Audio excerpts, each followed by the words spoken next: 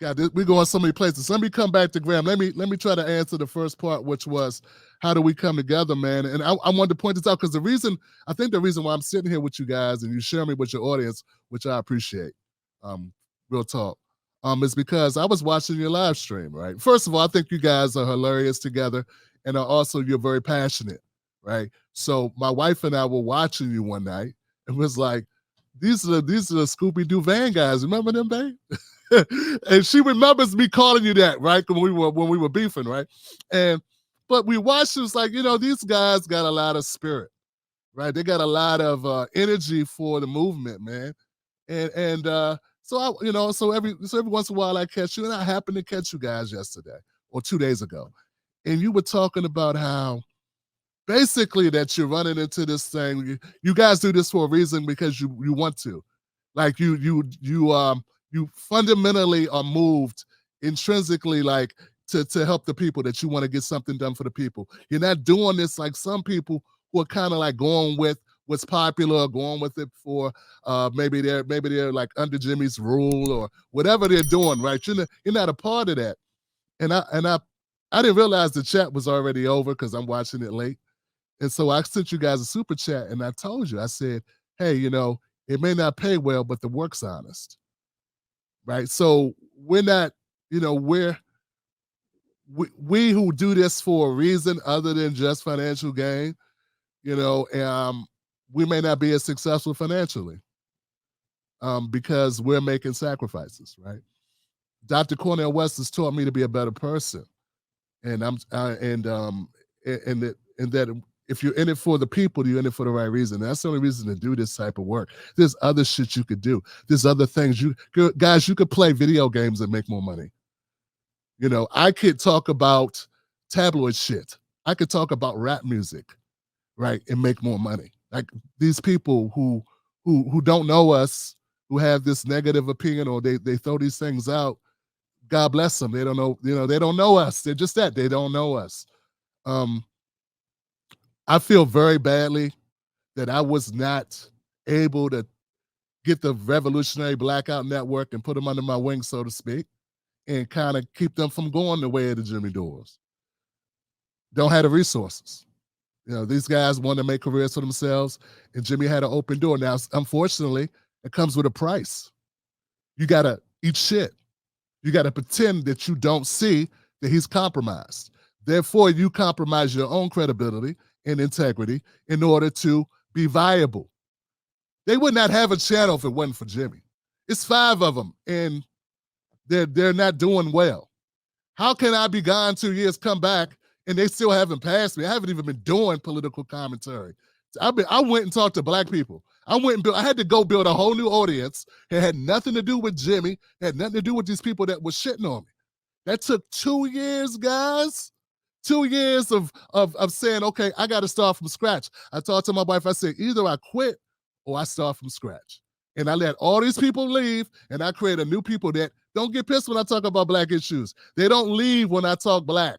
They don't take me out of context and say, I'm physically threatening to do something physical to Brianna when I say, oh, we're going to rumble now. I'm going to get in your ass now. Yo, I'm black. That's how we talk. These guys steamrolled me and said, well, Tim's threatening grape. Brianna's met my wife. She met my son. And she did not stand up and say, nah, Tim's an asshole. He got crazy. He gets loud, but I've been alone with Tim. I never felt nothing like he was trying to do nothing to me. So these people will fight fucking dirty, dog. They fight dirty. They don't care who they hurt. They said they made those claims. My wife, my kids, my mom, my whole family knows what I do. But back to my point, I'm off point. I'm disappointed that I wasn't able to provide some type of leadership, right, to those people so they did not have to go and deal with Jimmy's narcissistic ways. Everyone knows that they're captive. They're held captive. Like, even JB is a gay black man with a disability. And Jimmy's up there shitting on trans people and gays, talking about woke this and woke that, because that's what his audience wants to hear. And JB, part of their network, can't even really full-throatedly stand up for himself because it'll fuck up their money and their opportunity. because if Jimmy turns on them, all these people will remove their support of their podcast. Yeah, I will say, JB. I mean, we had the exact opposite experience. We came up with the Revolutionary Blackout Network, right? Like Kamali Rose was one of our close friends of the show. He's the first dude that ever invited us on another podcast. We thought he was huge because he had 2,000 YouTube subscribers and he had a show called the Radical Democracy Show. And then they got connected and he was on there and he was like, fuck these guys. Like the Kyle Rittenhouse ruling came down and he was like, fuck Jimmy Dore. All this, and we had him on. And we were like, yeah, fuck this shit. This is ridiculous. Like, how can you tell me you're a leftist and you're defending this fucking white supremacist that went out and shot somebody on the fucking street with a fucking gun? He drove across the state line. It was insane. No rational way to make that argument, right? But that was when the well started to crack, right? Kamali left, our homie RJ left.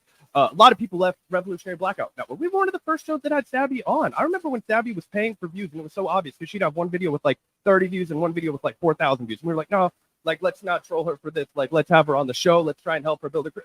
We were tight. I had Nick Cruz on. We had Nick Cruz on the show so many times, right? And then it was just like a light switch. It was like, fuck these guys. These these air conditioned white boys. Just weird shit to say about people that you knew at least enough. It was crazy.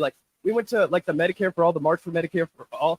Nick Cruz gave me a hug. We took selfies together.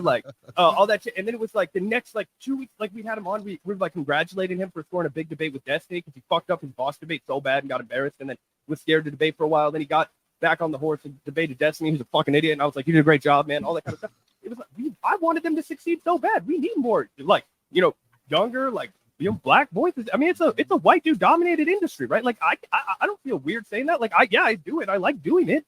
But right. That's you look at the top fucking 100 streamers, what do they look like, right? That's a problem, yeah. Right? So I don't know. It was just we also wanted, we all thought we were all gonna come up. It was I don't know. It sucked. And then we threw the gauntlet down and we were like, fuck Jimmy Dore, fuck this shit. This is so transparent.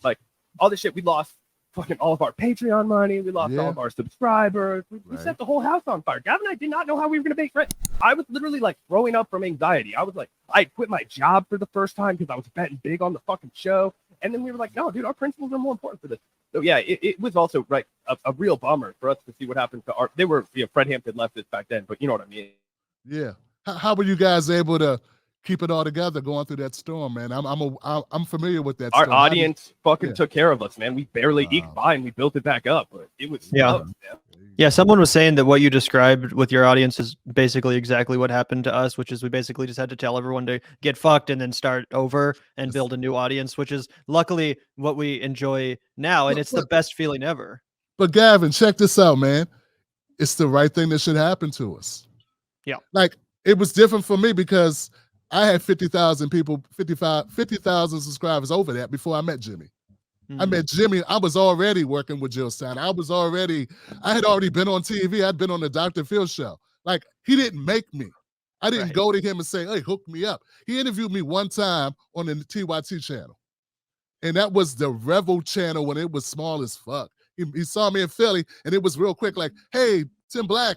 He knew who I was. It wasn't like he didn't know who I was. I had already been doing this 5 years before I met Jimmy, right? And I'd already started making waves. So, but the fact that I became attached to him and I became the black guy, the fact I let that happen, I should not have let that happen, guys. That's my bad. I should have been hold on, man.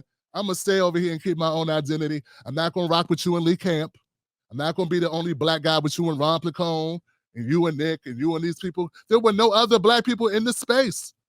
All the black people that you see, Rob Report, Jamal Thomas, the other guy whose name I won't name since he likes to be smart, they all came through my channel. I'm the one that gave them their breaks. And then other people noticed them.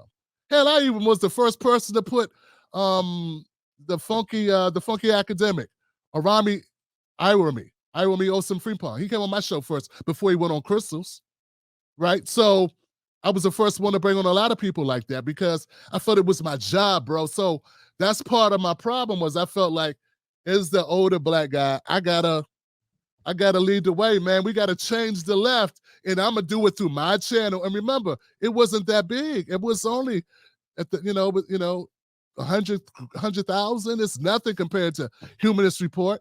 It's nothing compared to David Dole and there's so many other people that I can name. We don't got to go through the list. But what I'm saying is the fact that I let myself become attached to these people. That was my bad. And it was your bad. And I just gotta say it. And it's Fred Hampton's bad that they did that because they tried to leapfrog the process. The process is you come in and you fucking grind, man. The process is I did 100 shows in 100 days. Then after I did that, I did 2 shows a day. There's no school for this shit. I did that because I wanted to get better, because I left my job like you guys and said, I burnt my boat. This has to work. I'm not going back to working in IT. Screw that. So, and since you used it, and since you used that group of people as a crutch to kind of get started, and it was smart, it was good business sense. You know, you look at it like, it's good not to start alone. It's good to have people in all this, but no. At the end of the day, if it's someone big like that, you become attached to them, then you're actually eating off of they're the host and you are the parasite. And I hate to put it that way, but that's the way it will be with the market. You know, because their followers are their viewers, and their loyalty is to the original host, not to you. Anybody who follows me from you guys, if I shit on you tomorrow, they're gonna be like, was it for Gavin and Zac? I don't know. We got a lot of hate watchers. You might get them to stick. But you know what I'm saying? Like, theoretically, if they loved you, if they're fans of you, if I tomorrow put out a thing and say, these guys are, blah, blah, blah, negative, they're going to be like, what? We wouldn't even know you if it wasn't for Zac and Gavin. Screw you. And that's the way it works, right? So, to those people that have become captive to this nonsense, and it's not, I don't want to make the whole show about him. But you got what you deserve.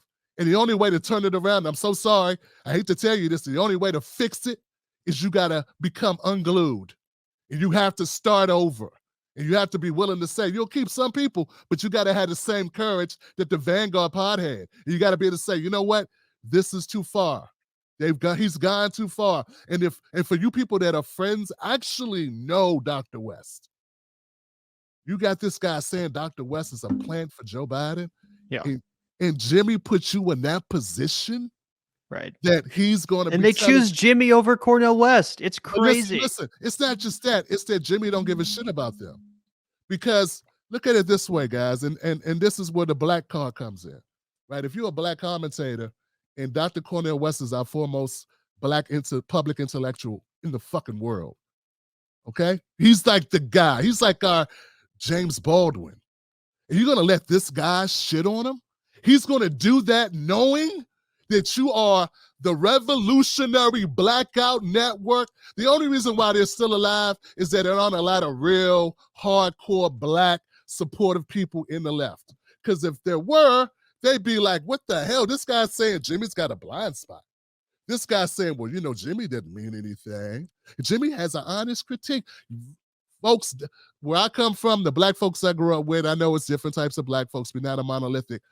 But black folks that come from a background of who actually were born in the United States, who went to public schools in the United States, who grew up with parents that were in the 60s or the 50s, like my parents in the 50s who had to sit on the back of the bus. But my parents who went through, my mom's from the South, my dad was from the North, and all the shit they went through growing up with actual segregation. Literally, can't ride the bus. Literally, we couldn't stop when we went out of town. And back, I remember late 70s or 80s going to a field trip, and I'd be like, why are we packing all this food? Because my parents were afraid to stop the car and stop and pick up food because we were traveling through the South, and they're like, yo, we don't know who's going to be at this bus stop or at this rest stop. So we got to pack our food and drive all night and not stop. So when you have black people that come from that, which is the majority, who weren't born on a base and traveled and lived most of their life in Germany and didn't go to public schools or were homeschooled, like some of these so-called black leftist folks, their shit would not fly, Gavin and Zac. It would not fly. They would be out on their ass for riding with. And this is my point about Jimmy Dore. Jimmy Dore put them in harm's way for no reason at all, for self-serving reasons, because they got an answer for that. They have to try to be covered for him. Yo, man, if I go to, back when I was a young man, you go out with your friends, they get into a fight, they're putting you in jeopardy, right? If this guy gets drunk and he picks a fight with a guy and doesn't pay attention, this guy got five guys, or they know the whole club and they got guns and they're gonna be in the parking lot, that guy just jeopardized your life. That's your friend, and you're like, man, we need to get out of this. We're gonna get out of this together, but I'm gonna hold you accountable for this because you just jeopardized all our lives. You just jeopardized all our safety because you want to be an asshole. And to me, that's what Jimmy Dore just did. Jimmy Dore just jeopardized all their credibility. He jeopardized CJ's credibility, Rome's credibility. And frankly, I think Rome has the most heart of all of them. And I totally did not agree with this guy at all. He was shitting on me. I hate your ugly ass wolf. And he was roasting my ass, right? That was like, but I think he believes this stuff. He believes what he's saying. He's not doing the sabby sabs on me. He really feels this anger. I said, good. It's a real one. I want to know that you are sincere. I'm sorry, guys. I don't think Sabby's sincere. I think that Rome is. I can't gauge CJ. Nick, I don't know. I don't know Nick like that. I know he has a lot of smart stuff to say.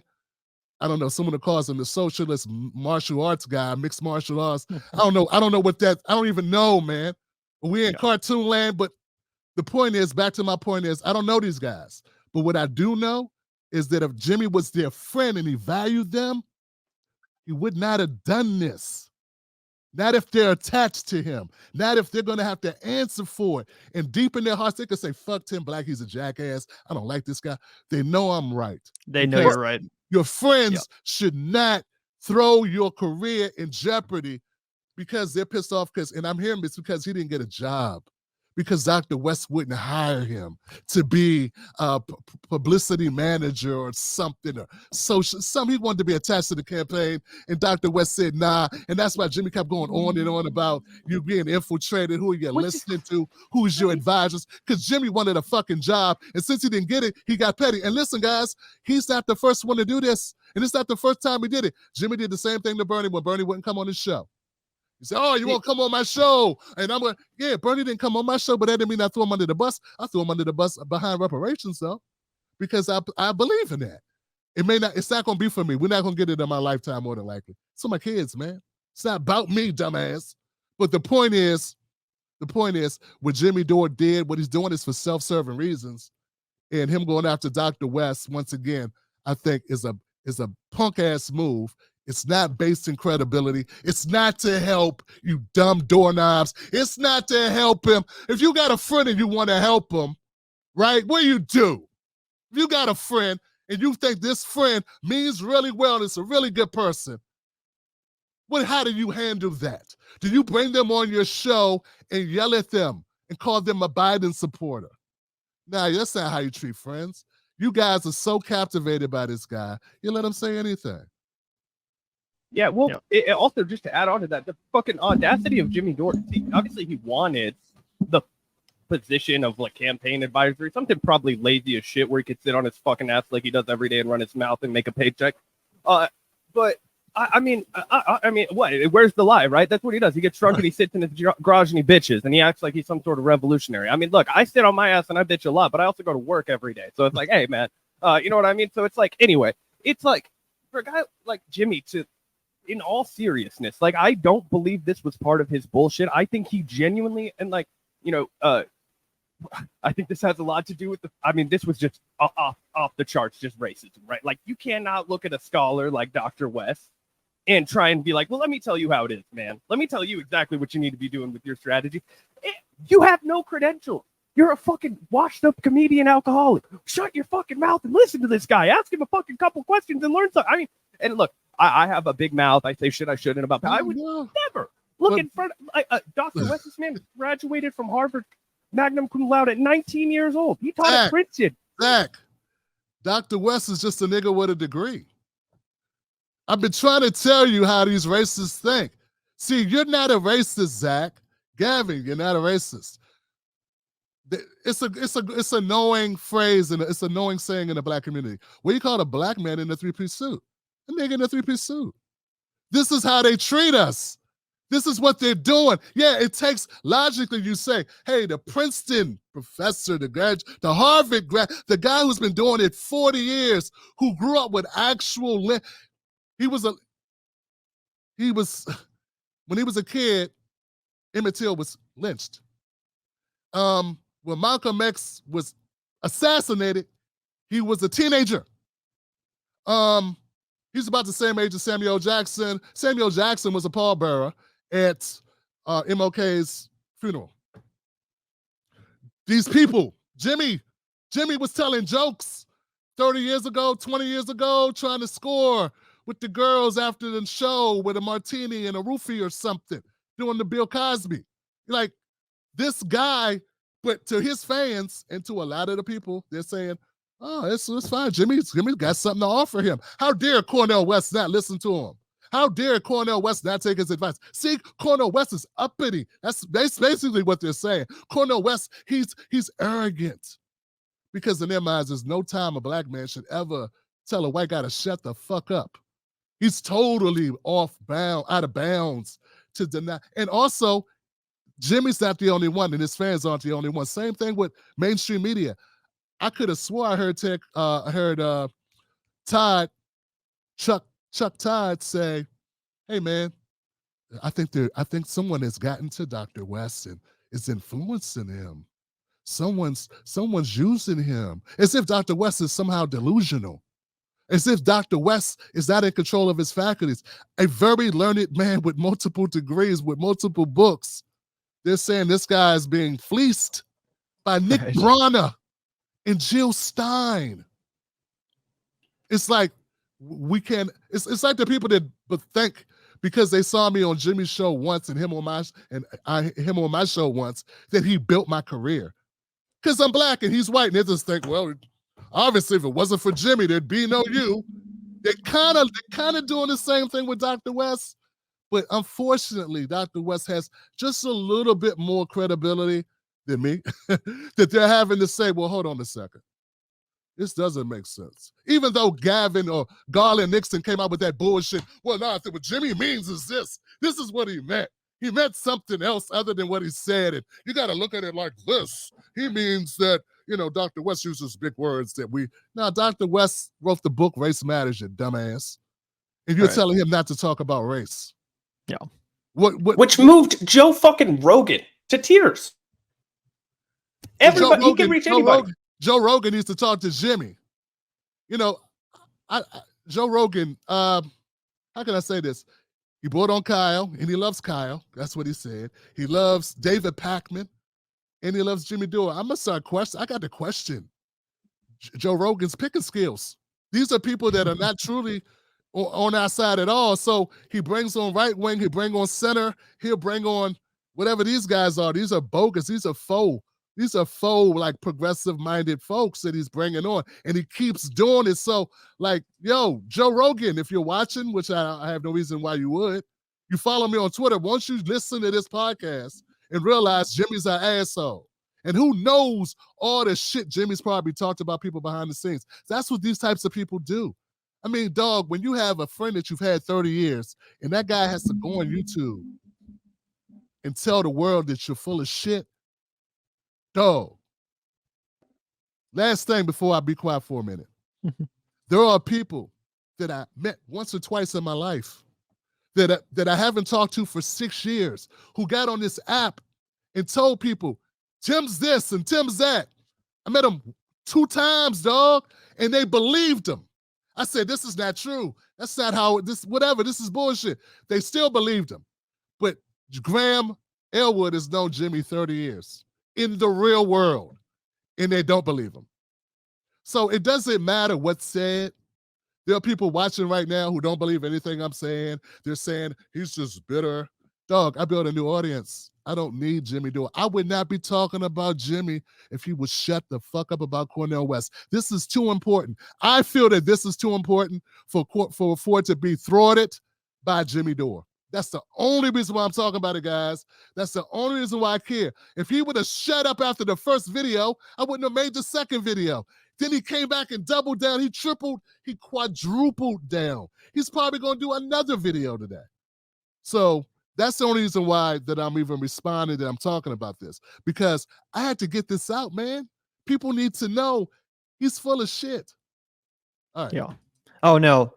Really appreciate that insight, Tim. And I think that was really, really well put. I 100% agree with everything you mentioned there about the state of this movement and how, Jimmy Dore specifically has really just kind of poisoned the water and, created these conditions for channels like RBN, just as one example of minis, to find Due it dissidence somehow isn't- due dissidence, right? To somehow, think that it's makes you a better leftist to cape for Jimmy Dore than Cornel West, and to take Jimmy's side in this ridiculous beef when it's so clearly not a good faith constructive criticism. Even if Cornel West followed Jimmy's advice, stopped talking about white supremacy and instead started talking about vaccines or whatever, The like, audacity to ask him. I don't think that would even be a good political strategy. Of course, Cornel West isn't going to follow that advice. He would would be a horrible do strategy, worse. brother. It would be a horrible strategy. First of all, he would lose the black vote. Yeah. This is one of the reasons why he's so dangerous to Joe Biden, is that he has credibility with black voters. If anything, I want Dr. Cornel West to go further, because if Joe Biden loses the black vote, we got an opportunity to defeat Joe Biden. Joe Biden's not in office because of white folks. White folks did not want him. They wanted Trump. Let's be very real about this. White guys wanted Trump. But as usual, which is the reason why I got into some beef with some other folks, as usual, they're willing to jeopardize everything to go get white guys who don't agree with you on much, when they could just go right across the street and get some black folks who will agree with you. They want health care. You just got to tell them why it's important. You got to sell it. But they're not sitting there thinking, what's this black guy doing here?